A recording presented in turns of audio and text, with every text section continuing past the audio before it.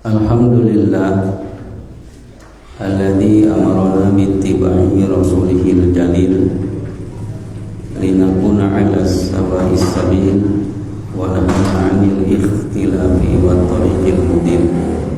Asyhadu an la ilaha illallah wahdahu la syarikalah wa asyhadu anna Muhammadan 'abduhu wa rasuluhu, amma ba'du.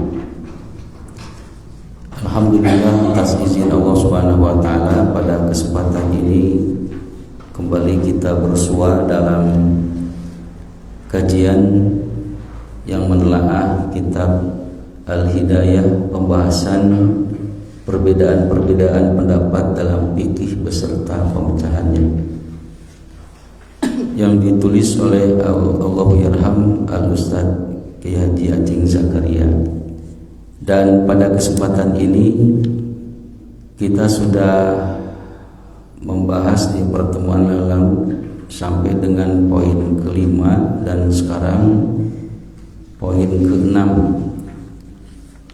Namun sebelum membahas hadis yang berkaitan dengan poin keenam tersebut, direview kembali sedikit tentang peringatan keras dari perbuatan bid'ah di halaman 14. Ini untuk mengingat kembali sekilas tentang hal tersebut. Jadi dalam judulnya peringatan keras dari perbuatan bid'ah. Bid'ah adalah perbuatan mengada-ada dalam agama, baik dengan cara menambah, mengurangi, atau merekayasa perbuatan ibadah yang tidak dicontohkan oleh Nabi Shallallahu Alaihi Wasallam. Perbuatan bid'ah itu sangat dimurkai oleh Nabi, sebagaimana hadis di bawah ini. Jadi ada beberapa hadis. Jadi kadang ada orang yang dianggap bahwa sikap tersebut, ungkapan tersebut toleransi. Persoalan tentang ini masih dipermasalahkan, tentang itu masih dipermasalahkan. Orang lain sudah ke bulan, ini masih mempertentangkan tentang soal-soal itu. Seperti benar, tapi buktinya ke bulan ente urusan dia gitu beres gitu. Nah, oleh karena itu, ikhwati rahimakumullah, bahkan sebagaimana judul pada bahasan ini, peringatan keras dari perbuatan bid'ah, di hadis yang pertama itu menyebutkan tentang bagaimana keadaan Rasulullah SAW pada saat khutbah, dan diantara isi khutbahnya itu memperingatkan dengan keras berkaitan dengan bid'ah, sampai mata beliau memerah, suaranya juga meninggi, seolah-olah beliau itu sedang marah, dan keadaannya bagaikan seorang pasukan komandan yang sedang menyiapkan barisan, sobakum memasakum, kalau bahasa kita siap urat gitu. Sampai mata beliau itu memerah gitu. Nah, kalau di kita yang memerah itu mustami karena tertidur pas gugatnya gitu, pareureum jadi tibalik gitu. Dan beliau menyebutkan fa inna khairul hadits kitabullah wa khairul hadi hadi Muhammadin. Sebaik-baik perkataan ialah kitab Allah, dan sebaik-baik petunjuk ialah petunjuk Muhammad. Wa syarrul umur muhdatsatuha, dan seburuk-buruknya urusan adalah perbuatan bid'ah. Wa kullu bid'atin dhalalah, dan setiap bid'ah itu sesat. Kemudian di yang poin keduanya juga beliau mewasiatkan kepada kita untuk bertakwa dan untuk as-sam'u wa ta'ah, mendengar dan taat. Artinya mesti ada perjuangan dan juga aktivitas yang kolektif berjamaah. Karena di akhir nanti siapa orang yang hidup sepeninggalku fasayara ikhtilafan katsira, ia akan melihat bagaimana perbedaan yang sangat banyak. Fa'alaikum bisunnati, maka hendaklah kalian untuk berpegang teguh kepada sunnahku, wa sunnatil khulafai ar-rasyidin, dan hendaklah berpegang kepada sunnah khulafa ar-rasyidin yang mendapatkan petunjuk. Fatamassaku biha, dan berpegang teguhlah terhadapnya, wa antu 'alaiha bin nawajid, dan genggamlah sunnahku itu dengan gerahammu. Wa iyyakum wa muhdatsatil umur, dan hendaklah kalian berhati-hati terhadap perkara yang diada-adakan. Wa kullu bid'atin dhalalah, karena setiap yang diada-adakan itu fa inna kullu muhdatsatin bid'ah adalah bid'ah, wa kullu bid'atin dhalalah, dan setiap bid'ah itu adalah sesat. Kemudian di poin ketiganya, hadis yang ketiganya, ini bahaya bid'ah, bahwa iblis mengatakan aku ini membinasakan manusia dengan dosa, sementara manusia membinasakan aku dengan istighfar. Maka pada saat aku melihat hal itu, ahlaktuhum bil ahwa, maka aku membinasakan mereka dengan keinginan melakukan pekerjaan bid'ah atau dengan hawa nafsu. Jadi ukuran ibadah itu bukan dengan dalil, tapi dengan dikira-kira, dirasa-rasa. Oh enaknya begini, oh nyamannya begini, gitu. Jadi bukan dengan argumen dalam arti dalil dari Quran dan Sunnah atau hadis yang sahih, tapi berdasarkan kepada kenyamanan, diukur dari sisi mungkin kebanyakan orang melaksanakan atau melihat orang lain melaksanakan begitu, lalu dia pun akhirnya meniru tanpa meng-cross check dari mana asal usulnya. Maka kalau sudah seperti itu, fahum yahsabuna annahum muhtadun, mereka menyangka bahwasanya mereka itu mendapatkan petunjuk, fala yastaghfirunahu, maka mereka tidak akan meminta ampunan kepada Allah. Makanya kenapa bahaya bid'ah itu, karena memang pelakunya tidak merasa bahwa itu adalah sebuah dosa, tapi menganggapnya sebagai ibadah. Maka orang ketika melakukan dosa, orang berzina, orang mencuri, tahu bahwa itu adalah dosa. Tapi pelaku bid'ah, maka dia tidak akan merasa bahwa itu adalah merupakan sebuah pelanggaran, tapi ya menganggapnya sebuah ibadah.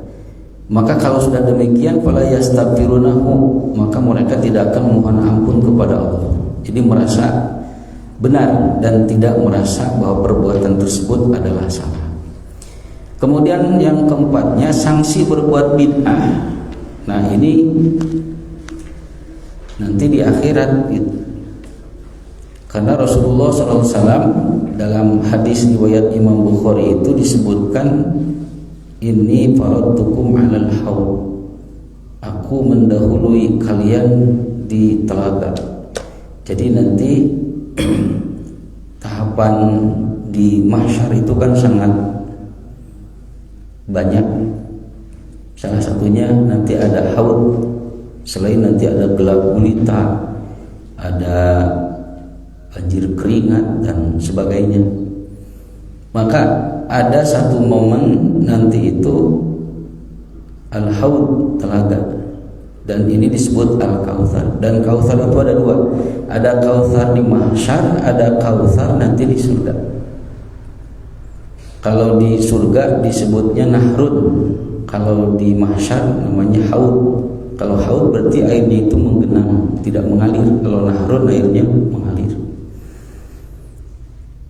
Maka ikhwati rahimakumullah, man marra alayya syariba wa man syariba lam yatma abada. Barang siapa yang lewat pasti minum, dan siapa yang minum pasti tidak akan haus selamanya, dan yang lewat ke situ tentu atas izin Nabi. Karena di surat Al-Kautsar disebutkan bahwa Al-Kautsar itu diperuntukkan untuk Rasulullah SAW dan nanti akan juga bisa dinikmati oleh umat beliau. Tapi siapa yang bisa untuk meminum airnya kecuali yang diizinkan oleh Rasulullah SAW, maka bagi mereka pelaku bid'ah itu nanti tidak akan bisa meminum air tersebut karena nanti akan tercegah. Maka kemudian Rasulullah waktu itu melihat bahwa ada di antara umatnya yang dikenal oleh beliau. Jadi la yaridanna alayya qaumun a'rifuhum wa ya'rifunani. Kata beliau, sungguh akan datang padaku satu kaum yang aku kenal mereka dan mereka kenal kepada aku. Begitu. Lalu kemudian tsumma yuhalu baini wa bainahum, dan dihalangi antara aku dengan mereka. Fa aqulu, maka aku berkata, innahum minni, dalam riwayat yang lain, ya Rabbi innahum minni, ya Allah mereka adalah umatku. Fa yuqalu, maka dikatakan, innaka la tadri ma ahdatsu ba'daka, engkau tidak tahu apa yang mereka ada-adakan setelahmu. Artinya mereka adalah pelaku bid'ah. Fa'aqulu, maka aku berkata, suhkon liman ghayyara ba'di, menjauhlah, diusir bagi mereka orang yang mengubah agama setelahku. Nah, jadi di akhirat itu seperti itu. Selain itu di riwayat yang lain yang tidak dinukil dalam kitab ini disebutkan di barzah. Di barzah juga sama, dalam riwayat Imam Muslim disebutkan bahwasannya nanti setelah selesai dimakamkan, lalu kemudian atahu malakani, akan datang dua malaikat. Nah, ini bahaya dan sanksi bagi pelaku bid'ah itu begitu nanti. Jadi setelah selesai pemakaman dalam riwayat yang lain itu disebutkan 7 langkah. 7 langkah di situ bukan berarti langkah kaki, bukan. Tapi betapa sangat dekatnya dan cepatnya dari selesai pemakaman sampai datangnya 2 malaikat untuk menanyai orang yang wafat itu di alam barzahnya. Karena kalau dimaknai langkah kaki sampean gitu, malah mau ditungguan tadi tengah lengkah gitu. Malaikat itu bernatusahan dan itu ada hadis yang dhaif tentang masalah talqin. Hadisnya dhaif, tapi kan talqin itu ada yang dilakukan, ada yang di atas, ada yang di bawah. Kalau talqin yang kita pahami, hadis laqinu mautakum la ilaha illallah, ajarkan orang yang hampir mati, maksudnya orang sedang sakaratul maut dengan lafaz la ilaha illallah. Nah, itu yang sebetulnya. Akan tetapi ada di antara riwayat talqin itu adalah memberikan nasihat-nasihat kepada mayit. Di antaranya ungkapan wa idza sa'alakal malaku man rabbuka, apabila malaikat datang kepadamu bertanya siapa Tuhanmu, qul, katakanlah Allah. Itu ada yang di atas setelah selesai dimakamkan, ada yang di bawah. Jadi sebelum ditutup dengan tanah itu kan suka kadang dibuka gitu si talinya, lalu kemudian ada yang dibacakan talqin gitu. Dan masalah tali itu mau dibuka mau tidak nggak jadi soal karena nggak ada dalil yang menjelaskan tentang dibuka tali atau tidak. Dan tidak ada setelah dibuka atau film untuk dibuka kembali hilap kayak wengina sumpi, itu tidak. Kan ada film Malam Jumat Kliwon itu disebutkan karena si ustadznya lupa tidak membuka tali pocongnya, datang itu ke rumah minta untuk dibuka, tapi eta mah film. Maka tidak ada dalil tentang masalah buka atau tidak, itu terserah mau dibuka ataupun tidak ada persoalan gitu. Sim kuring itu seberapa kali buka itu dibuka gitu si mayit tajan kantos di sumping karena roboh. Nah kemudian ikhwati rahimakumullah, lalu kemudian setelah ditalkinkan dengan talkin seperti itu, malah saya pernah melihat sendiri si tulisan itu setelah selesai dibacakan diselipkan di telinganya. Bilih panginten kehilap deui kan telinga gitu. Nah, setelah itu nanti malaikat datang, 2 malaikat itu di hadisnya itu. Lalu kemudian karena sudah ditalkinkan, kata malaikat teh terus ditalkinkan tadi biasa segera ditaros deui cenah gitu. Da tos beres. Maka hadisnya itu maudhu bahkan palsu gitu. Ini bisa dilihat dalam buku Risalah Janaiz di kitabnya Ustaz Wawan Sofwan Solihuddin gitu ya, tentang hal tersebut. Jadi bagi pelaku bid'ah, selain nanti di mahsyar tidak bisa untuk meminum telaga dari Al-Kautsar, di barzah juga ketika malaikat datang, 2 malaikat, maka ia tidak akan mengenal sosok Nabi Muhammad SAW, karena nanti itu akan diperlihatkan sosok Nabi Muhammad SAW. Ma kunta taqulu fi hadzal rajul, tahukah kamu siapa orang ini?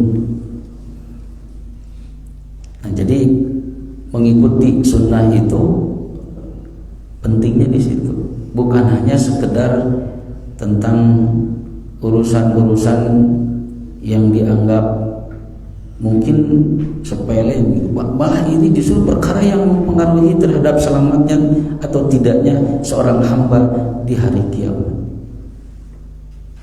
Maka ikhwati rahimakumullah, bagi mereka yang tidak mengenal sunnah, maka tidak akan bisa mengenal sosok Nabi Muhammad SAW di barzah. Tapi bagi mereka ikhwati rahimakumullah yang mengenal, maka akan mampu menjawabnya, asyhadu annahu Muhammadur Rasulullah.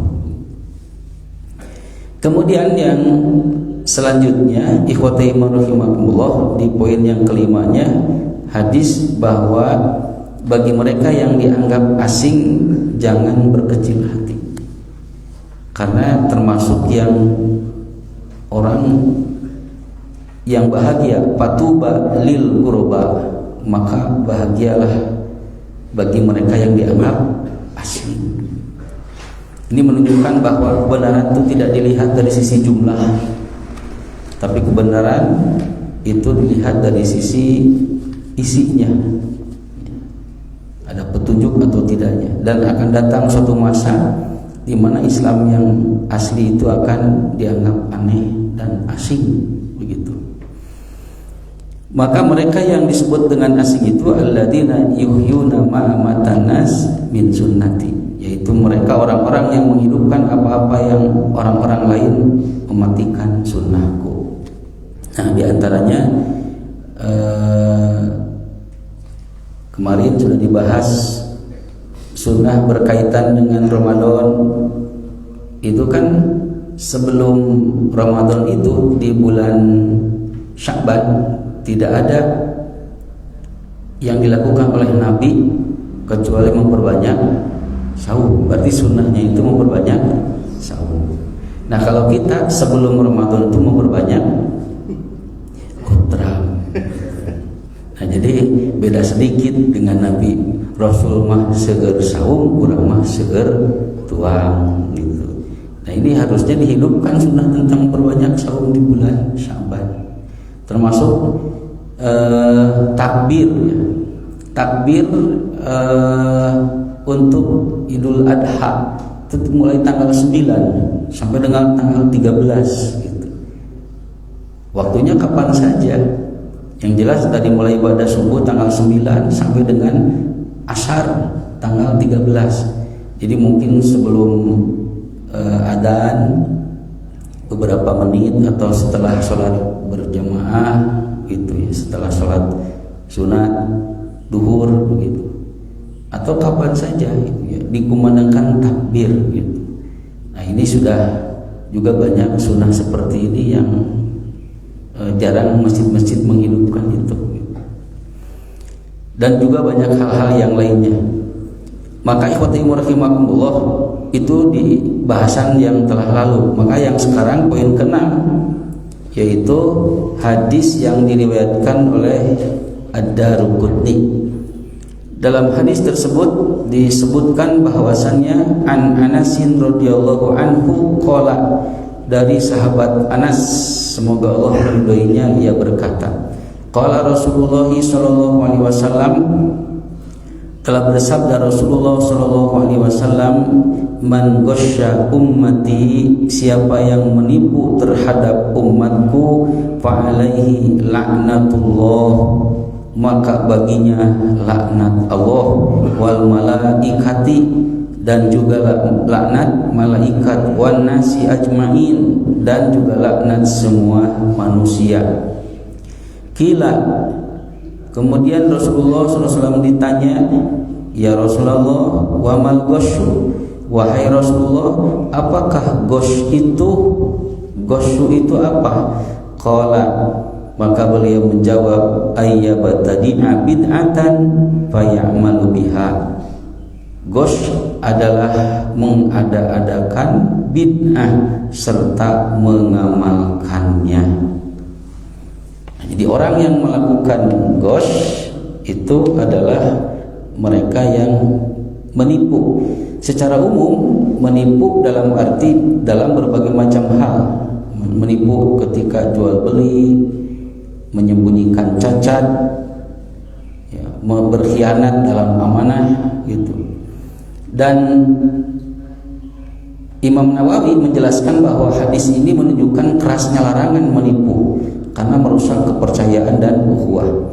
Dan pada hadis ini secara spesifik atau secara khusus bahwa Rasulullah SAW ketika ditanya tentang apa itu ghasy, maka beliau menjawab ayyabtadi'a bid'atan fayamalu biha, yaitu mereka yang mengada-adakan bid'ah serta mengamalkannya. Nah, kenapa pelaku bid'ah itu disebut penipu? Walaupun nanti tergantung apakah dia itu yang mengada-adakannya itu karena kebodohan, karena ikut-ikutan dan lain sebagainya, mungkin derajatnya juga akan sangat berbeda. Akan tetapi tetap bahwa pelaku bid'ah itu secara umum adalah melanggar. Hanya nanti seberapa besar berat pelanggarannya sangat bergantung kepada ini siapa yang pertama kali mempeloporinya gitu, siapa yang mengikutinya, alasan dan berbagai macam halnya. Jadi pelaku bid'ah itu disebut sebagai penipu. Nah, kenapa? Karena mengatasnamakan agama, mengatasnamakan Allah, mengatasnamakan Nabi Shallallahu Alaihi Wasallam. Padahal Nabi tidak mencontohkan, Allah tidak memerintahkan, begitu. Maka siapa yang tidak marah kalau namanya dicatut, ya, sementara di hadis di awal tadi itu bahwa fa inna khairal hadits kitabullah, sebaik-baik perkataan adalah kitab Allah, firman-firman Allah, wa khairul hadi hadi Muhammadin, dan sebaik-baik petunjuk adalah petunjuk Muhammad. Sementara Allah tidak pernah berfirman demikian, tidak pernah memerintahkan demikian, Rasul pun tidak pernah kemudian mencontohkan, berarti itu mencatut Allah, mencatut Rasulullah, mencatut agama, padahal agama tidak mengizinkan begitu. Maka pantaslah kalau mendapatkan laknat. Contoh misalnya begini, di masjid ini kan ada DKM, ya. DKM, tentu DKM adalah mereka yang mengurusi segala macam yang ada di sini gitu. Tahu-tahu ada orang yang berinisiatif begitu, karpetnya diangkat, kemudian dijemur gitu, lalu masjidnya dicat gitu, lalu kemudian ada yang bertanya, ini siapa yang suruh? Pak Ketua DKM. Padahal Pak Ketua DKM henteu gitu. Sementara ini mau ada acara, kira-kira bakal diomongin wah. Itu kan jadi masalah gitu. Apalagi mencatut nama ketua DKM, sementara ketua DKM tidak pernah itu memerintahkan hal seperti itu. Maka demikian pula ikhwati iman rahimakumullah, ketika mengatasnamakan Allah dan Rasulnya, sementara Allah dan Rasulnya tidak pernah mencontohkan itu kan berarti menjual nama itu. Maka bagi mereka yang melakukan ghosh dalam arti menipu di sini, maka ia mendapatkan laknat. Fa'alaihi laknatullah, dia mendapatkan laknat Allah wal malaikah, dan juga para malaikat, wan nasi ajmain, dan seluruh manusia. Yang disebut dengan laknat itu adalah at-tardu wal ib'adu an rahmatillah, dijauhkan dan diusir dari rahmat Allah Subhanahu wa taala. Jadi laknat itu berarti ya disumpahi, diserapahi begitu, perkara yang buruk. Dalam hadis-hadis juga banyak tentang orang-orang yang dilaknat oleh Allah Subhanahu wa taala. Selain pelaku bid'ah, ada yang mutarujulat, ya, perempuan yang ke laki-lakian atau laki-laki yang ke perempuan-perempuanan, ya LGBT gitu ya. Kemudian juga yang dilaknat itu pelaku zina, itu banyak. Termasuk di sini adalah mereka yang melakukan ghosh, itu menipu, maka mereka akan mendapatkan laknat dari Allah. Maka seseorang dilaknat oleh Allah, ketika Allah melaknat berarti seseorang itu dijauhkan dari rahmat Allah Subhanahu wa taala. Dan ini termasuk ancaman yang sangat keras. Jika laknat itu adalah dari makhluk, dari manusia, dari malaikat, ini berarti bahwa orang itu atau makhluk itu menyumpahi dan juga mendoakan keburukan gitu. Itu yang disebut dengan laknat. Sebagaimana laknat yang wajib, ada laknat yang wajib. Ini ketika terjadi antara suami istri, kemudian si suami atau sebaliknya melihat pasangannya itu berzina, tapi tidak ada bukti dan saksi, maka itu hendaklah untuk kalau di pengadilan Islam itu ada yang disebut dengan sumpah li'an. Jadi bersumpah atas nama Allah, kemudian 4 kali menyebut nama Allah, demi Allah bahwa saya benar melihat pasangan saya berzina, demi Allah saya benar bahwa saya melihat pasangan saya berzina. Itu sampai 4 kali. Dan yang kelimanya, selain menyebut nama Allah, maka kalau saya itu salah maka saya berhak dilaknat gitu. Itu sumpah li'an. Dan memang harus berhati-hati dengan sumpah serapah ini, karena kata Nabi, ittaqu mala'ina, berhati-hatilah kalian, jauhilah untuk saling sumpah serapah. Makanya kalau kita sedang marah itu jangan laknat, kalau bisa doa yang baik. Sebagaimana Syekh Sudais itu pada saat kecil ada hidangan yang disiapkan, mungkin tamu sudah siap juga, diawuran ku kesing. Orang tua mana yang tidak kesel, makanan sudah siap diawuran ku kesing. Maka kemudian ibunya jengkel, kata beliau, idhab ilal haram, pergilah ke Masjidil Haram, takun imaman fihi, jadi imam di situ. Itu ketika kecil didoakan begitu karena kesel ibunya, ternyata jadi imam betul gitu. Nah, makanya hati-hati kalau sedang marah, lebih baik berdoa ya, doa yang baik, walaupun mungkin kesel kita itu cing soleh beri berup cing soleh.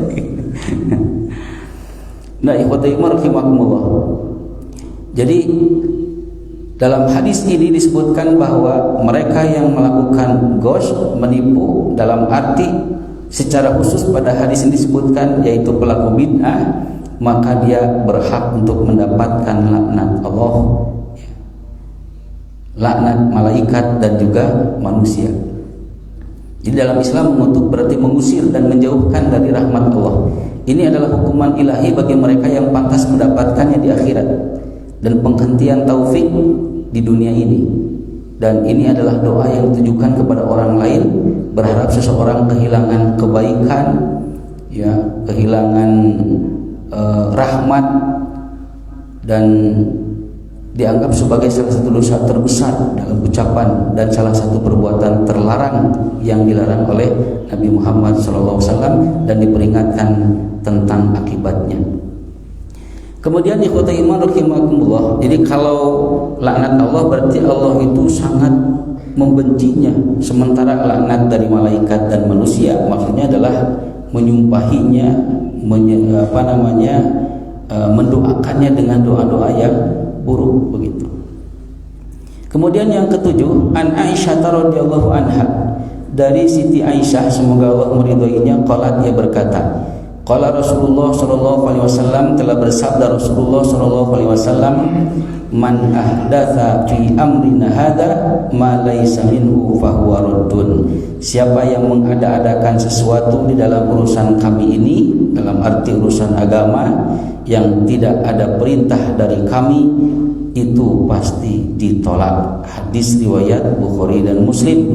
Wa fi riwayatin li Muslim, dan dalam satu riwayat dari Muslim, man amila amalan laisa alaihi amruna fahuwa raddun. Siapa yang melaksanakan suatu pekerjaan atau ibadah yang tidak ada perintah dari kami, maka pekerjaan itu akan ditolak.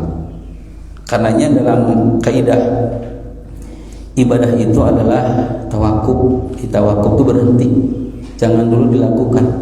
Al-aslu fil ibadati al-butlan, asal dari ibadah itu batal, tidak boleh dilakukan hatta yakuna dalil alal amri, sehingga ada dalil yang jelas yang memerintahkannya. Kalau ada dalil yang jelas, Quran, hadis, maka laksanakan. Kalau tidak ada, tawakuf saja, berhenti, jangan dilaksanakan begitu sampai jelas ada dalilnya. Kemudian poin yang ke-8, wa an Abi Hurairah radhiyallahu anhu, dan dari Abu Hurairah semoga Allah meridhoinya, anna Rasulullah sallallahu alaihi wasallam qala, bahwasanya Rasulullah sallallahu alaihi wasallam bersabda, man da'a ila huda, siapa yang mengajak kepada petunjuk yang benar, kana lahu minal ajri mithlu ujuri man tabi'ahu la yunqasu dzalika min ujurihim syai'a. Siapa yang mengajak kepada petunjuk yang benar, maka baginya pahala sebagaimana pahala orang yang mengikutinya, tidak akan dikurangi dari pahala mereka sedikit pun. Wa man da'a ila dhalalah, dan siapa yang mengajak kepada kesesatan, kana alaihi minal itsmi, maka baginya dosa mithlu athami man tabi'ahu la yunqasu dzalika min athamihim syai'a, maka baginya dosa sebagaimana dosa orang yang mengikutinya, tidak akan dikurangi dari dosa mereka sedikit pun. Nah, ini ikhwati rahimakumullah tentang bahwa yang akan dicatat dari kita itu menjadi pahala dan tidak, itu adalah bukan hanya sekedar amal-amal yang kita lakukan, tapi juga jejak dan bekas-bekasnya juga akan ditulis. Wa naktubu ma qaddamu wa atharahum, dalam surat Yasin, dan kami mencatat apa yang telah kalian lakukan dan juga jejak-jejak kalian, itu akan ditulis, tercatat. Termasuk adalah ketika mentransfer kebaikan. Makanya kalau kita perhatikan siapa yang meriwayatkan hadis ini, kan Rasul bersabda, sabdanya begini, dari si A, dari si B, ke si C, ke si D. Nah, itu kan betapa para rawi itu mendapatkan pahala yang luar biasa gitu. Pahalanya luar biasa. Nah, termasuk juga kebaikan apapun di sini. Dalam urusan agama juga termasuk dalam urusan dunia.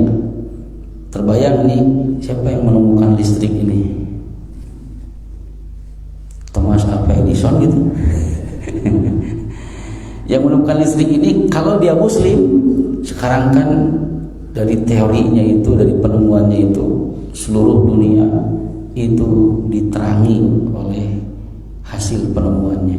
Orang menjadi cerdas, orang mendapatkan kenikmatan, orang mendapatkan petunjuk, orang mendapatkan hidayah, orang tertolong di dunia kedokteran yang mengoperasi dan sebagainya itu kan pakai listrik dan sebagainya. Wah, itu kalau dia muslim berapa banyak pahala yang akan dia dapat begitu. Nah, termasuk juga adalah tentang urusan ibadah. Maka ikhwati rahimakumullah, bahkan nanti kita akan dipertemukan dengan orang-orang yang bahkan tidak pernah bertemu dan tidak dikenal dengan kita, tapi ada andil kita juga. Saya ingat perkataan Ustadz Usman Salihuddin.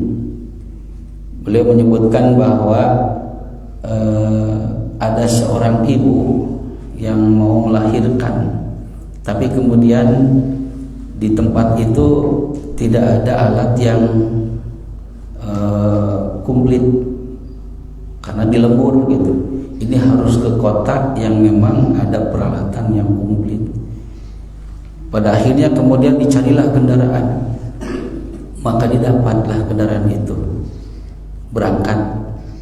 Tapi di tengah jalan yang di situ akan dilewati oleh kendaraan manapun melewati ke arah sana, itu ada kawat yang sangat berbahaya, dan kendaraan manapun pasti kalau ke sana pasti akan menyentuh itu begitu. Maka karena saking bahayanya ada petani, lalu kemudian wah ini bahaya, diamankan sehingga kemudian menjadi aman. Kendaraan yang membawa si ibu yang melahirkan itu ternyata betul lewat sana, tapi selamat. Kenapa? Karena sudah diamankan. Akhirnya kemudian sampailah di rumah sakit yang dituju, lalu melahirkan, lalu anak itu tumbuh dan singkatnya menjadi ulama, menjadi orang yang berguna, dan seterusnya banyak orang yang mendapatkan pencerahan. Kata beliau, nanti di akhirat si petani yang mengamankan kawat itu akan dipertemukan dengan si anak itu. Dan berapa banyak nanti kebaikan yang didapat juga, bukan hanya padahal dia tidak mengajar si petani itu, bahkan tidak kenal, tapi karena banyak pencerahan dari anak itu untuk orang luas, sementara anak itu juga selamat, diantaranya karena andil si bapak itu. Demikian pula dalam hal ini. Maka pada hadis ini, ikhwati rahimakumullah, siapa yang mengajak kepada petunjuk yang benar, maka baginya pahala sebagaimana pahala orang yang mengikutinya, tidak akan dikurangi dari pahala mereka sedikit pun. Dan siapa yang mengajak kepada kesesatan, maka baginya dosa sebagaimana dosa orang yang mengikutinya, tidak akan dikurangi dari dosa mereka sedikit pun. Makanya saking berhati-hatinya para imam dahulu, termasuk Imam Asy-Syafi'i, itu mengatakan, idza shahal hadis bahwa madhabi, jika ada hadis yang sahih maka itu adalah pendapatku. Maka statement Imam Asy-Syafi'i seperti ini menunjukkan kalau ada hadis yang dhaif, kan dhaif itu cenderungnya kepada bid'ah karena bukan dari Nabi, cenderungnya kepada maudhu, kepada perkara yang palsu begitu. Maka dengan statement beliau idza shahal hadis bahwa madhabi, apabila ada hadis yang sahih maka itu adalah pendapatku, sekaligus beliau menafikan ketika ada perkara-perkara yang tidak berdasarkan kepada dalil syar'i. Menafikan, beliau berlepas begitu. Dan masih kata beliau, idza wajadtum fi kitabi, apabila kalian mendapati dalam tulisan-tulisanku, dalam pendapatku, mayu khalifu kitaballah wa sunnatan nabiyyi, yang menyalahi tulisanku itu, pendapatku itu, istihadku itu dengan kitab Allah dan sunnah nabinya, fatrukuni, maka tinggalkanlah pendapatku. Nah ini, jadi para ulama dulu juga sudah berlepas gitu. Artinya jangan sampai diikuti, karena ulama juga adalah manusia, bukan nabi. Kalau nabi kan maksum, semuanya wahyu dari Allah Subhanahu wa taala. Sementara ulama adalah manusia biasa yang mungkin terkena dengan keliru, maka tidak mengapa diadakan kembali kritik dan berbagai macam hal untuk ya memperbaiki, atau mungkin ketika ada hal-hal yang memang keliru. Nah itulah ikhwati rahimakumullah. Jadi sudah bagaimana para ulama dahulu juga sangat mereka berhati-hati. Nah, yang jadi masalah itu adalah ketika tanpa dikritik, tanpa kemudian diperhatikan kembali, lalu kemudian terus saja diikuti. Nah, sementara Imam Asy-Syafi'i dan yang lainnya juga mengatakan la tuqallidni, jangan mengikuti aku, wala tuqallid Malikan, jangan mengikuti Imam Malik, wala Tsauri, jangan mengikuti Imam Ats-Tsauri, tapi ikutilah ittabi'u min aina akhadhu, dari mana mereka mengambilnya, dari sumbernya. Itu yang disebut dengan ittiba. Jadi ittiba mengikuti dalil, argumen, bukan mengikuti orang. Kalau mengikuti orang biasanya itu namanya taklid, tanpa kritik biasanya. Nah, ini bahayanya bermadhab itu begitu. Kalau bermadhab itu memang wajib, maka pertanyaannya adalah para imam madhab itu sendiri kan lahirnya jauh setelah Nabi, gitu kan. Sementara kita wajib bermadhab, maka para imam itu sendiri bermadhabnya kepada siapa? Kalau bermadhab itu memang hukumnya wajib. Nah, ikhwati iman rahimakumullah. Kemudian poin yang ke-9, qala Ibnu Abbas, telah berkata Ibnu Abbas, alaika bittaqwallah wal istiqomah. Ibnu Abbas telah berkata, hendaklah kamu bertakwa kepada Allah dan berlaku istiqomah. Tapi ikutilah yang diperintahkan Allah dan Rasulnya, maksudnya ittiba, wala tabtadi', dan jangan mengada-ada. Kalau mengada-ada itu biasanya adalah karena taklid, mengikuti sesuatu yang tidak ada ilmu atau pengetahuannya. Maka hendaklah dengan ittiba, mengikuti dengan tahu asal usul dalilnya gitu. Walaupun tidak hafal karena kita bukan seorang mujtahid, tapi minimal kita hafal dan kita tahu tentang alurnya bagaimana. Ini yang disebut dengan alur ilmiah itu begitu. Jadi yang dipahami itu adalah dalil-dalilnya sehingga kemudian jelas. Nah, kalau yang taklid biasanya kadang-kadang tidak ilmiah juga diikuti. Tidak ilmiah juga. Wah, ini ada cai urut ustad, tilas ustad. Wah, perbut data baru teh kan gitu. Mengalap berkah. Sanu terang ustad ada TBC. Nah, itu kan jadi masalah gitu. Nah, jadi ikhwati iman rahimakumullah, hendaklah untuk ittiba, jangan tabtadi atau mengada-ada atau taklid. Kemudian yang ke-10, qala Hudzaifah, telah berkata Hudzaifah, kullu ibadatin lam taf'alha as-sahabah fala taf'aluha. Setiap ibadah yang tidak dilakukan para sahabat, maka janganlah kamu laksanakan.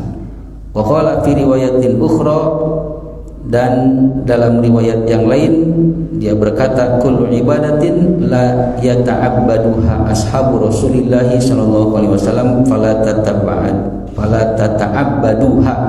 Setiap ibadah yang para sahabat Rasulullah sallallahu alaihi wasallam tidak melakukannya, maka janganlah kalian melaksanakannya. Karena prototipe dari apa yang disampaikan oleh Rasul kan langsung kepada para sahabat. Jadi generasi awal itulah bagaimana ibadah yang tidak dilaksanakan oleh para sahabat, maka jangan gitu. Ini dalam urusan ibadah. Jangan kemudian kita terjebak dengan pemikiran kan miko gitu aya di zaman Nabi, karpet gitu aya di zaman Nabi, eta kan bid'ah gitu kan. Nah, ini harus dibedakan. Memang ada di antara para imam mujtahid dulu yang mengatakan itu adalah bid'ah, penyebutannya dengan bid'ah hasanah. Jadi pesantren, bangunan itu mereka menyebutnya bid'ah hasanah. Tapi terminologi bid'ah hasanah oleh para ulama dulu itu yang dimaksud adalah masalah mursalah yang tidak ada kaitan dengan ibadah. Yang tidak ada kaitan dengan ibadah itu namanya masalah mursalah. Jadi yang disebut dengan masalah mursalah itu adalah disebabkan dulu itu ada pencegahnya, dalam arti penghalangnya. Kalau dalam hal ibadah bid'ah itu tidak ada penghalangnya. Nabi kalau melaksanakan bisa, tapi kenapa Nabi tidak melaksanakan? Karena tidak diperintahkan, padahal penghalangnya tidak ada. Contohnya apa? Ya contohnya adalah ketika misalnya berdoa lalu kemudian dengan mengeraskan doa lalu kemudian dengan menggerak-gerakkan kepala gitu kan. Apakah Nabi dengan para sahabat termasuk Nabi gitu sebagai utusan Allah kalau mau melaksanakan itu bisa tidak? Bisa, tidak ada penghalang, dababari gulak-gilak mah gitu. Tak ada halangan. Tapi Nabi kenapa tidak melaksanakan? Karena tidak dicontohkan atau tidak diperintahkan oleh Allah Subhanahu wa taala. Kenapa tidak ada? Karena memang ada penghalangnya dan ilmunya belum ada pada waktu itu, dan itu tidak terkait dengan langsung syariat tapi teknis itu mah urusan dunianya, masalah karpet ya, keramik, mic itu kan tidak langsung dengan urusan ibadahnya, tapi itu mah menyangkut tentang urusan dunianya. Nah, itu yang harus kita bedakan antara masalah mursalah yang oleh ulama dulu disebutnya sebagai bidah hasanah, dan yang sebutan bidah hasanah ulama dulu itu bukan kepada langsung menyangkut ibadahnya, bukan, tapi menyangkut tentang masalah duniawinya.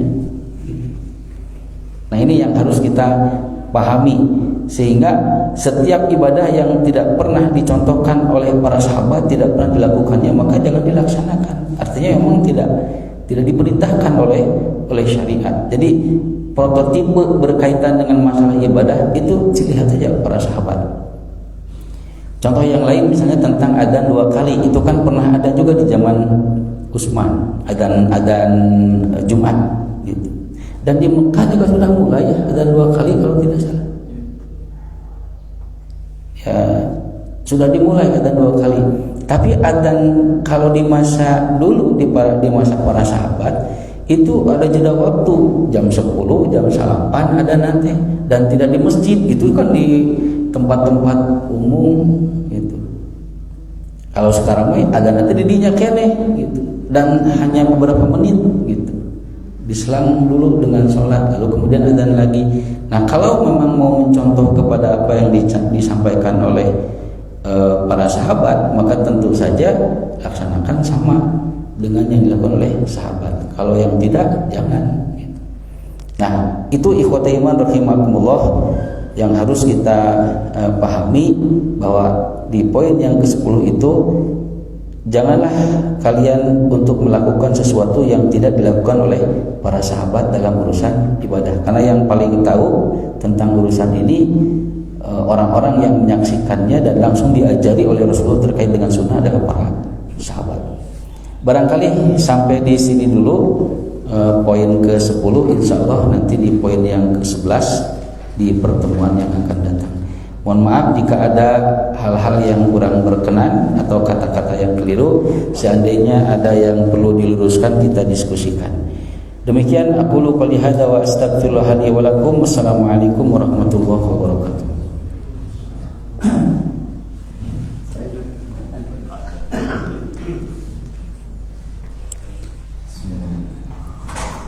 Terima kasih Pak Ustaz untuk pemaparannya. Pemaparan yang cukup menarik, dan saya kira pembahasan kali ini cukup tegas menjelaskan bagaimana hitam dan alhamdulillah. Saya ingin menanyakan tentang 2 hal. Yang pertama tadi menarik disampaikan terkait takdir. Saat ini dan sering kita temukan untuk lafaz takdir itu biasanya pada saat kalimat Allahu Akbar itu tuh banyak dipraktekkan 3 kali Pak Ustaz. Dan yang menjadi bukan kendala ya, tapi menjadi agak-agak apabila dilakukan berjamaah. Nah, sebetulnya terkait dengan takbir tersebut, adakah dalil yang menegaskan atau menerangkan bahwa lafaz Allahu Akbar pada takbiran itu, pada takbir itu memang ada Pak, 3 kali itu. Kemudian bagaimana apabila kita melakukan lafaz takbir 3 kali itu secara konsisten gitu terus. Bagaimana? Itu yang pertama. Terus yang kedua, ini terkait dengan sebetulnya tata tertib dalam sholat berjamaah, Pak Ustaz. Jadi ada beberapa kejadian pada saat sholat berjamaah akan dimulai, jamaah sudah siap dalam barisan, sudah siap memulai, sudah rapi. Terus kemudian tiba-tiba seorang imam meminta untuk digantikan, dan ini dilakukan dengan cukup sering. Nah, maksud saya yang ingin saya tanyakan, adakah dalil atau contoh yang pernah terjadi pada masa Rasul atau masa sahabat, di mana seorang imam yang sudah siap kemudian meminta digantikan pada saat jamaah sudah siap juga untuk memulai sholat. Terkait juga dengan hal itu, apakah ada dalil yang menyebutkan tentang sunnahnya menetapkan imam dalam sholat? Kenapa? Karena saat ini yang banyak ditemui penetapan imam dalam sholat berjamaah itu tidak kunjung dilakukan karena ada pendapat yang menerangkan, disampaikan bahwa urgensi menetapkan imam dalam sholat berjamaah adalah ketika ada kejadian di mana jamaah sudah siap dalam sholat, tiba-tiba bubar karena tidak ada imam. Karena hal itu tidak terjadi, maka tidak ada urgensi menetapkan imam dalam sholat berjamaah. Nah, pertanyaannya, apakah ada dalil yang menjelaskan tentang kejadian tersebut dapat dijadikan sebagai dasar bahwa penetapan imam tidak perlu dilakukan? Mungkin itu, Pak. Terima kasih. Ya. Yang pertama berkaitan dengan lafaz takbir. Ada yang membaca 2 kali, ada yang 3 kali. Di buku Al-Hidayah ini tidak terbahas berkaitan dengan lafaz takbir. Tapi intinya bahwa lafaz takbir itu hanya 2 kali. Allahu Akbar, Allahu Akbar, La ilaha illallah, dan seterusnya. Jadi kalau yang 3 kali itu, kalau kita lihat di redaksinya itu tidak 3 kali tapi dua kali. Tapi kalaupun ada yang 3 kali itu bukan yang biasa, tapi Allahu Akbar, Allahu Akbar, Allahu Akbar kabiro, itu berkaitan yang 3 kali itu. Tapi kalau yang 2 kali itu yang biasa. Nah, mungkin kalau yang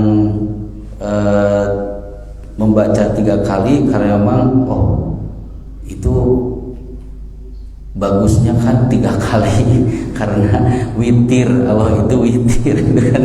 Seringkali mungkin seperti itu. Jadi karena seringkali banyak yang 3 kali. Nah, kalau lihat redaksi itu bukan 3 kali tapi dua kali. Itu yang pertama. Kemudian yang kedua tadi itu berkaitan dengan pergantian imam, ya.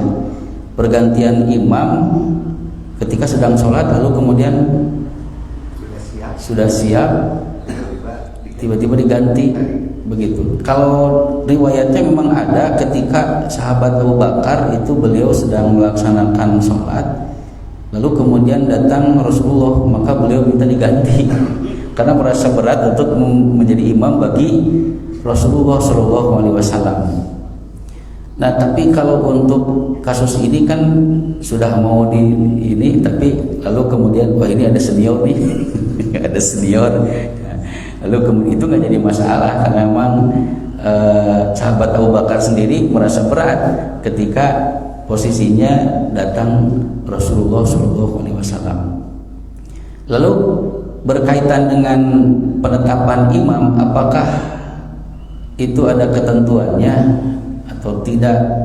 Ya tentu saja ini sebuah tertib dalam sholat yang rawatib. Jadi mesti harus ditunjuk imam, tapi bukan sebuah keutamaan. Maksudnya bukan sebuah keharusan begitu. Hanya kalau sudah jelas ada imam yang rawatib, maka tentu saja nanti mual pasurung-surung gitu, si dijongklokeun gitu. Tapi kalau sudah jelas makanya perlu adanya penetapan imam rawatib supaya itu pasurung-surung gitu. Sehingga kalau lihat dalil yang umumah, siapa yang jadi imam kan itu dilihat dari sisi Qur'annya, pemahaman Qur'annya. Kalau pemahaman Qur'annya sama berarti pemahaman hadisnya. Kalau pemahaman hadisnya sama berarti yang selanjutnya berkaitan dengan hijrah. Kalau di zaman Nabi itu kan senioritas, baru umur itu baru terakhir gitu kan. Itu secara umum. Tapi untuk tertibnya memang itu kalau bisa ditetapkan imam rawatib, jadi imam rawatib, sehingga kemudian tidak mesti nanti itu mencari-cari imam, hanya jadi pasurung-surung gitu ya, seperti itu. Walaupun tetap sholatnya itu sah begitu, walaupun dalam demikian dan itu yang bisa mengimami bacaannya seperti apa. Jadi yang jelas-jelas sesuai dengan syarat-syaratnya begitu. Hanya kalau misalnya suatu saat mungkin tidak ada imamnya yang itu, ya itu silahkan siapa saja, terkedah sultan gitu kan. Tapi ya silahkan, walaupun ada yang lebih fasih bacaannya, kalau dia mengizinkan yang lain ya silahkan saja. Tidak mesti harus bubar, jangan sampai bubar gitu. Tapi tetap siapapun, dan berarti makmum juga harus ikhlas. Ketika bacaannya dijaharkan, lalu kemudian bacaannya mungkin ada yang keliru atau mungkin ada yang tidak pasti, belum pasti, ya harus makmum juga harus ikhlas menerima. Apalagi karena tidak ada imam yang ditetapkan, karena pasurung-surung dan seterusnya. Ada pernah kejadian seperti ini. Suatu saat karena Idul Fitri, jadi imam yang biasa itu tidak ada. Lalu kemudian tadi dia pasurung-surung sepatu saat gitu. Maka yang terpilih sudah ada jadi imam, sementara makmum itu ada juga tamu.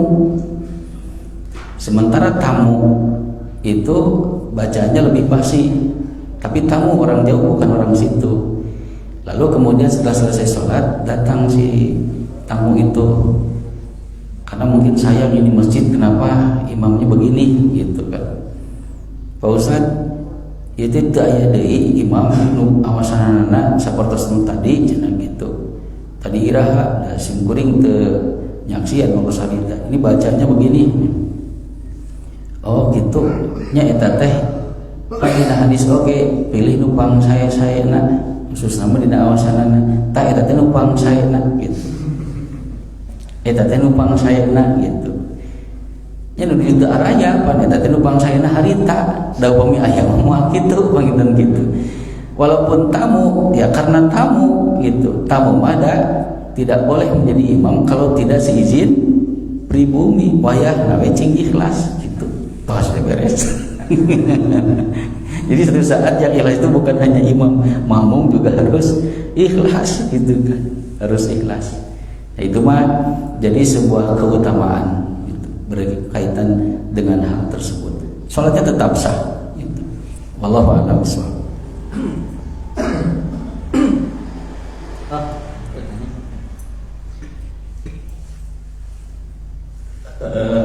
Apakah benar orang yang belum akikah tidak boleh berkurban? Apakah betul Nabi pernah mengakikahkan dirinya pada usia 40 tahun? Terima kasih. Apakah orang yang belum akikah tidak boleh berkurban? Boleh gitu kan. Yang belum akikah boleh berkurban. Bahkan orang yang akikah atau yang belum akikah itu tidak mesti diakikahi karena waktunya sudah terlewat. Waktunya sudah terlewat. Di dalam fikih sunnah itu disebutkan kalau sudah terlewat ya sudah, karena kan ini sudah terkait dengan masalah waktunya.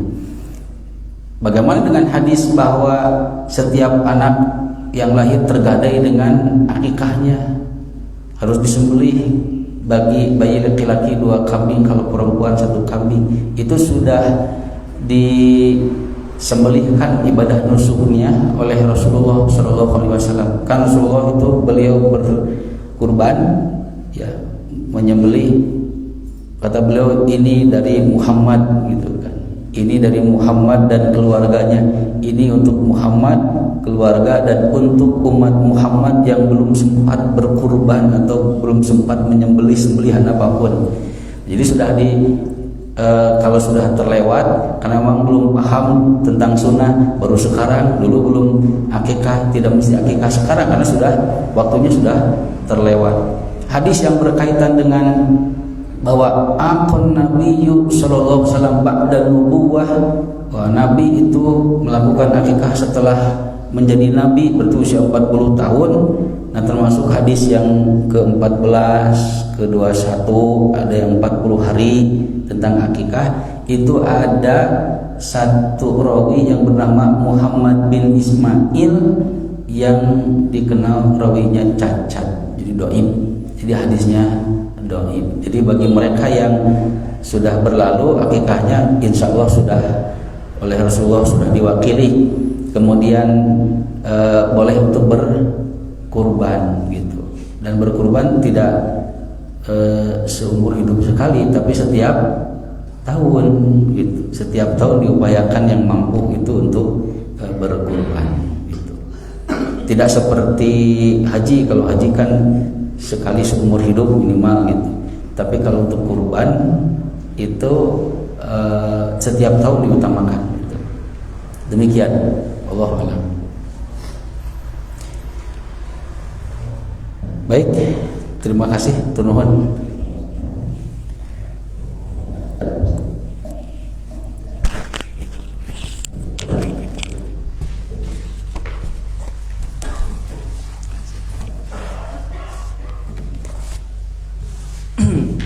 Alhamdulillah, terima kasih banyak pada Ustaz yang sudah memaparkan materinya. Mudah-mudahan menjadi ilmu yang bermanfaat dan tentunya kita bisa beramal dengannya. Amin ya rabbal alamin. Sebelum ditutup ada pengumuman. Insyaallah hari ini jam 9 pagi akan ada kajian pembahasan kitab Riyadhus Shalihin bersama Al-Ustaz Dr. Nasruddin Syarif SS MPDI yang akan membahas hadis ke berapa saya lupa terkait dengan pakaian. Untuk itu mengundang seluruh jemaah untuk hadir dalam acara kajian tersebut jam 9 pagi di Masjid Al-Mubarakah ini. Alhamdulillah dari awal sampai akhir kajian berjalan dengan lancar, ditutup dengan doa subhanaka Allahumma wa bihamdika asyhadu an la ilaha illa anta astaghfiruka wa atubu ilaik. Terima kasih. Wassalamualaikum warahmatullahi wabarakatuh.